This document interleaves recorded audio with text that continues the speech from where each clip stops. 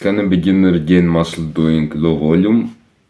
Fucking probably. If you're a beginner, you can be on the stationary bike and still build muscle. But I wouldn't do that if I knew what I know now. And with that being said, it's not that low volume doesn't make progress, it's just that it doesn't really make sense if you want to build muscle. Okay? So with that being said, what did I do? What did I change? In the beginning, first of all, I took a 6 month break from lifting and stuff like that because of school and exams. After the 6 months, I did one set to failure for each exercise, and I did that for about a month.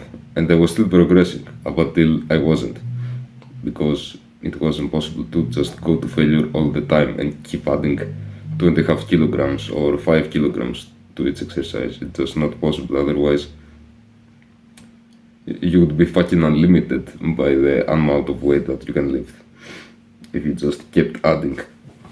So, after this month, I did again low volume, but not like one set type of low volume. I did 2 sets to failure for each exercise.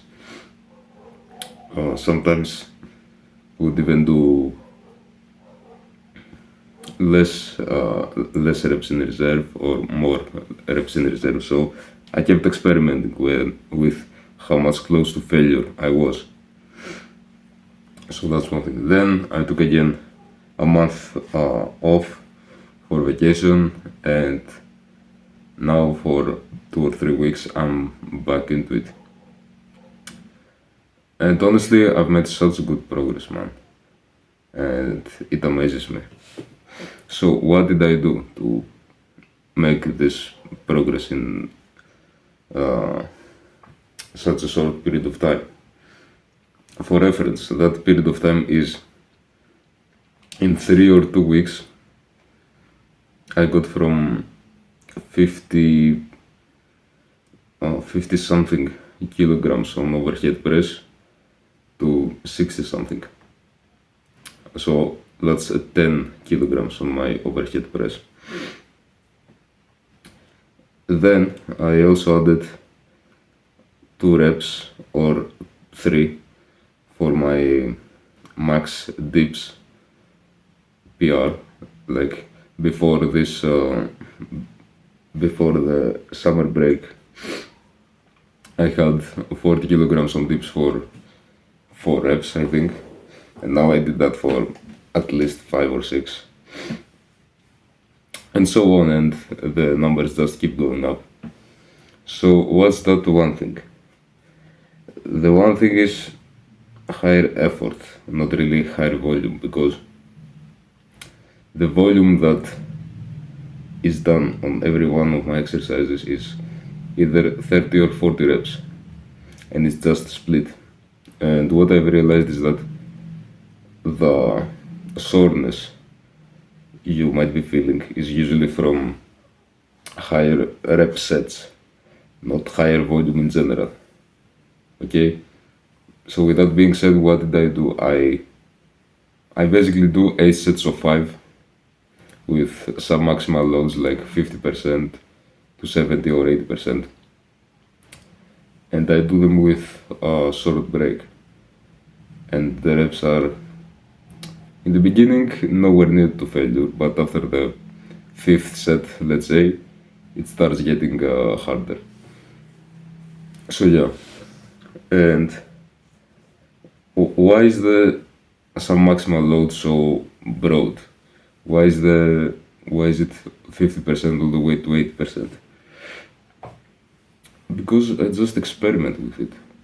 Like one day I go really light, one day I go heavier, and then I don't go for a PR, and then I go again really light, and then I go again heavier, or I stay really light for 2 sessions, and then I might go for a PR. Yeah, and with that being said, I don't know the science behind it. I haven't really searched it up. I don't really care. I care that it works. It works for me after trying the low volume splits. And what I find amazing is that it feels like you're putting in effort, but you're not getting exhausted, you're not getting that sore the next day, you're not getting tired to the point of you're breathing like you've sprinted, which is what happens when you do 15 rep sets. Because as I said, the set is split between 30-second breaks, and instead of doing 4 sets of 10 with 2-minute breaks, you do 8 sets of 5 with half the break. And it's basically 4 sets split in half. And I found amazing gains with it, honestly. So I recommend you should give it a try. So yeah, that's the basic stuff from this approach to lifting. And I saw that I got them from a carnivore guy on Instagram. And according to him, it was how lifters made progress before gear, which honestly makes so much sense because you're not training to failure all the time. You let your body rest and recover. You're not going there balls to the wall every time at the gym. Some sessions are really light and fun and playful, and you're just playing with 50% of your weight, of your maximal weight. So yeah, what I would add, some details if you want to know, is that on top of that, which was split in 2 upper lower sessions. So the basic plan is 2 upper lower sessions, select a few exercises, 1 or 2 for each muscle group, or even 3 or like this, but on the upper days you might not be able to do that because of time. But yeah, select 2 or maximum 3 exercises for each muscle group, and do each one of them for 8 sets of 5 with 30-second breaks and with sub-maximal loads way lower than your 1 rep max. So that's one thing. The second thing is that on top of these 2 upper lower sessions, or just erasing one and deleting one upper session, I went and did some just body weight work with just my body, like dips and chin-ups and pull-ups with just my body weight, which, as you can guess, is really light work after you've done the same exercise with weights.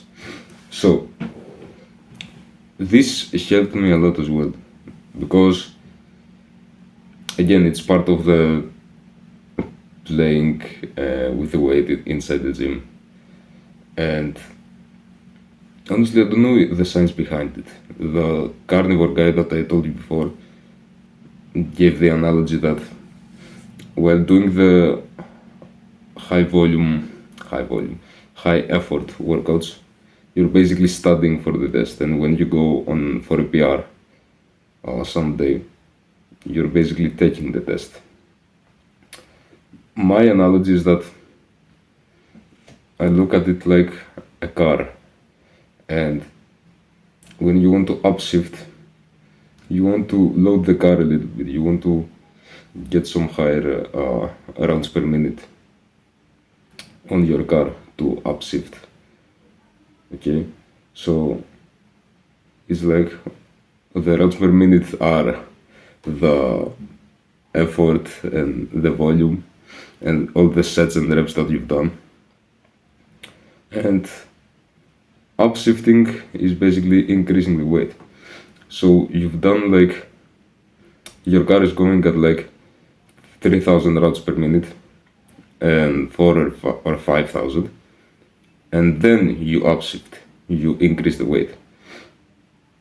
Okay, so the car has gained speed, and the same way that you've gained capacity to lift the weight that you are currently doing, and with that same capacity will fuel and will make it easier for the next gear, for the next weight to move. The next weight might be 5 kilograms or 10 kilograms more. It's the increase is big when you do this program. So yeah, that is my take. It's like a car upshifting. And honestly, that's how a lot of people break plateaus at the gym. They switch exercises up, or they go with lighter weights than they're used to, basically doing a deload and lifting less weight. And yeah, that's how they break the plateau. So honestly, if you haven't hit a PR in a fucking month, yeah, you should try switching up some stuff and probably trying some of that stuff that I talk about here. I just talked in this video, and other lifters are talking about as well. So yeah, bro, don't look at me. Fucking go apply that. Close the video and fucking go to the gym and try it out. Okay, because that's what you have to do. You have to learn and then apply. Okay, if you listen to this video and go and do whatever the fuck you've been doing for the last fucking, I don't know. Yeah, obviously you're not going to hit a PR because nothing is changing. I'm not saying to follow every single one of the steps that I did, but at least change some stuff up.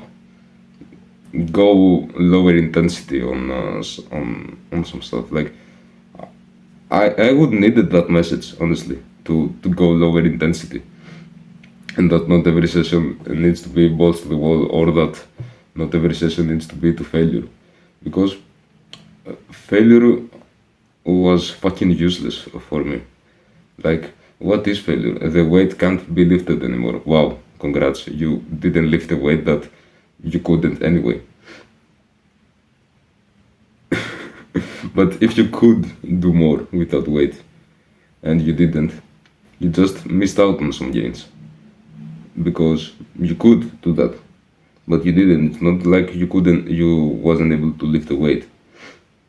You just didn't, and you left gains at the table. And the more you train, the more you gain. It's that simple. Like, the opposite doesn't really make sense. That less work will result in more progress. It doesn't really make sense. Okay, so that's one thing. Go and apply that. Go and don't make the mistakes that your younger self would make. And that's it. Make yourself proud.